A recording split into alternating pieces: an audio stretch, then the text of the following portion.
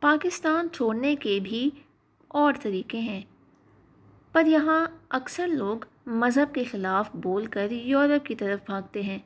میں سوچ رہا تھا ریاست کی ناکامی کو چیلنج کرنے کی تعمیراتی طریقے ہیں، پر یہ طریقہ ہر آئے دن خاص کر کے صوبہ پنجاب میں کیوں اپنایا جاتا ہے؟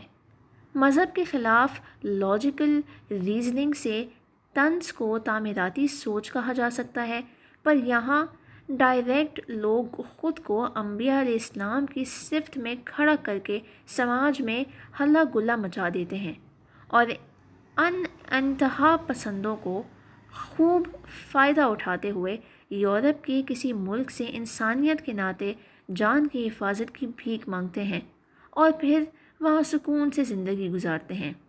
میں سبھی کیسز کی بات نہیں کر رہی۔ سمجھنے کی بات یہ ہے کہ خود کے سماج کو سدھارنے اور عقل کی بتی جلانے کے بجائے ان کے مذہب کو ہی شعوری طور چیلنج کر کے دوسرے ملکوں میں سکون فرماتے ہیں۔ حیرت کی بات تو یہ ہے کہ پاکستان میں جیسے افغانستان سے لوگ آتے ہیں وہ اس بات کو نہیں سمجھتے، وہ بالکل الٹ طریقہ اپناتے ہیں۔ یہ ہمارے پڑوسی مذہب کا اور سمگلنگ کا استعمال سماج میں ایڈجسٹ ہونے کے لیے کرتے ہیں۔ سوچنے کی بات یہ ہے کہ جب پاکستانی باہر جاتے ہیں تو انسان بننے کی کوشش کرتے ہیں۔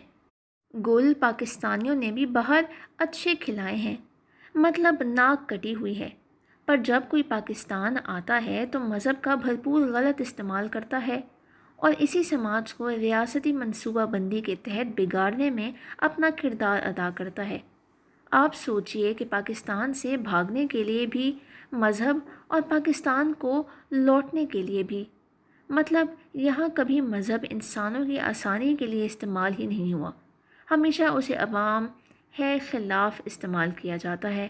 اور بے شرمی کے حد تو یہ ہوئی ہے کہ عوام بھی یہ جان چکی ہے کہ ایک دوسرے کو مذہب کے غلط استعمال سے کیسے جہنم کی آگ میں فرائی کیا جائے اور اپنی ذاتیات کی خاطر کیسے انسانیت کا بیڑا غرق کیا جائے۔